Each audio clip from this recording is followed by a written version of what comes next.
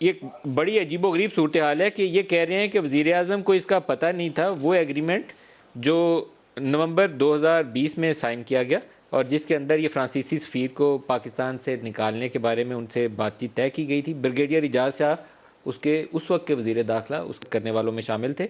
उसके बाद 11 फरवरी 2021 को दोबारा उसको री-इंडोर्स किया उस एग्रीमेंट को, और शेख रशीद और पीर नूरुल हक कादरी ने जाके दस्तखत किए और उसके अंदर दोबारा ये बात तय की गई कि 16 नवंबर 2020 को एक मायदा हुआ था जिस पर ताहाल अमल नहीं हो सका।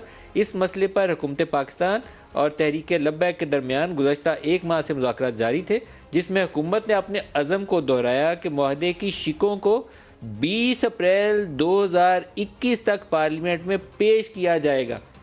ये मतलब देखिए, वज़ीर-ए-आज़म को पता ही नहीं है जी। देखें, ये बात मानने वाली नहीं है। नवंबर 2020 के एग्रीमेंट को 11 2021 में जाके री-इंडोर्स करके दोबारा साइन किया और कमिट किया कि हम इसको पार्लियामेंट में लेके जा रहे हैं, और पता ही नहीं है किसी को।